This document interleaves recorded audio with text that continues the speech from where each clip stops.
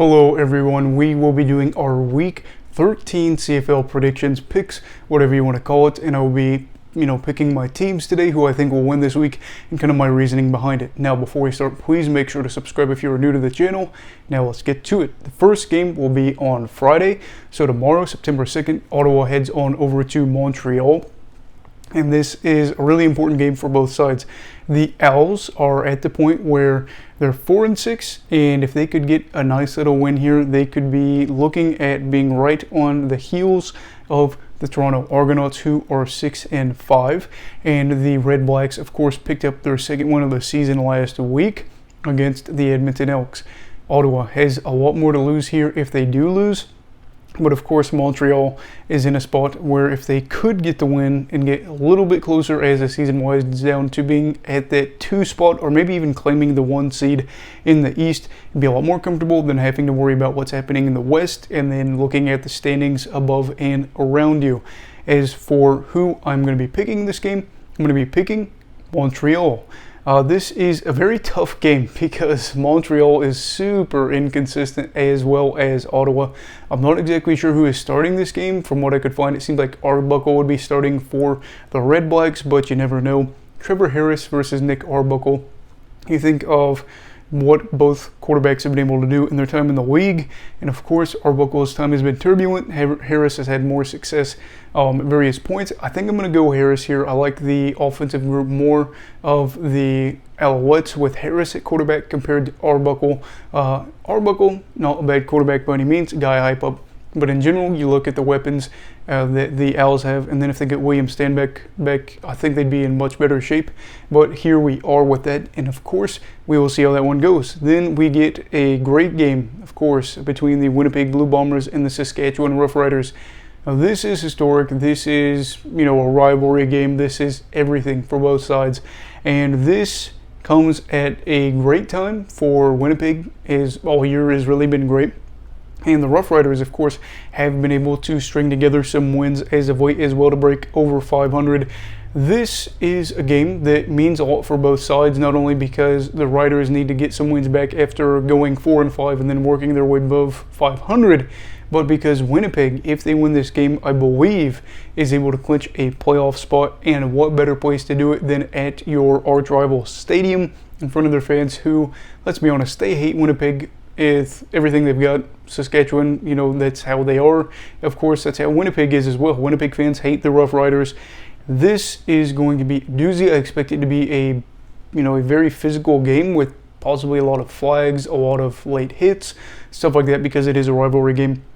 At the end of the day, though, you look not only at when a roster is healthy, but when there are guys missing, and I have to go Winnipeg here. The Rough Riders are playing tough. At the end of the day, though, you look at the wins that they've been able to get recently. They haven't been exactly blowouts.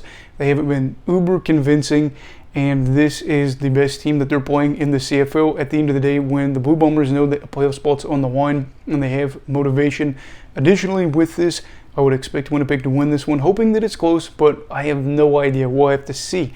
Then the other two games being on Monday, Labor Day, of course, you have the Toronto Argonauts heading over to Hamilton. This has to be the last game between these two for the year. I feel like they've just played each other so many times lately, and we still have no idea. Matthew Schultz will be injured, so that is a blow to Tabby's fans, as they are without a guy that has been playing really well the past 2 games, and they will be relying on Dane Evans, who has had turnovers as well in this. If you look at this game, I think it wouldn't be crazy to say, this could be a really ugly game between the sides. I have to go with Toronto on this one. I'm going to change my pick. I have to tell Central about it. With Evans and the turnovers, I just feel like Toronto always wins these ugly games. They always find a way to make it happen by getting, some lucky turnover or getting a little bit of stretch of play where they do well. McLeod Bethel-Thompson had a rough start to last game, but then really turned it on afterwards in the second half. Dane Evans not turning over the ball is a question mark. I just would rather rely on that. Plus, I feel like every game we talk about this, Don Jackson will get a good amount of attention in a half and then just not get any carries or touches in general a lot in the second half. Maybe it's me, I'd have to go through, but it seems like it's become a theme as of late, and I would rather see Don Jackson get a lot of touches than Dane Evans, where he's at a point where he said that he's screwing them. So let's see, but I'm going to be picking Toronto, which means the final game of the week will be at 4:30 at Calgary Battle of Alberta. And it is, of course, the Edmonton Elks taking on the Calgary Stampeders. Edmonton is still at a point where they should play for some stuff.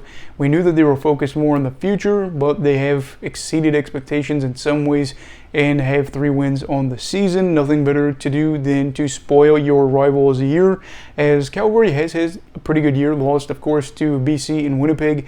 Other than that, they are undefeated, and they look good. At the end of the day, I am definitely going Calgary here. I do not trust the Elks to win this game at all.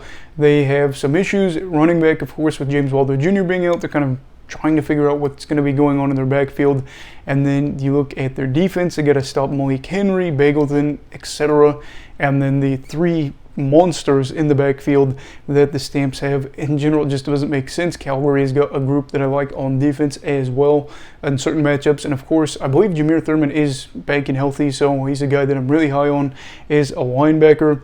All around, Calgary is deeper, they are better. I think that they are much better suited to win this game and be in a better spot this year, but that's nothing new because that's what we expected.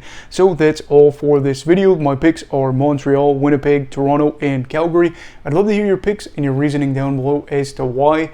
And like I said, if you are new, please make sure to subscribe, talk more about CFL content going forward if you stick around here. So everybody, please stay safe and have a great night.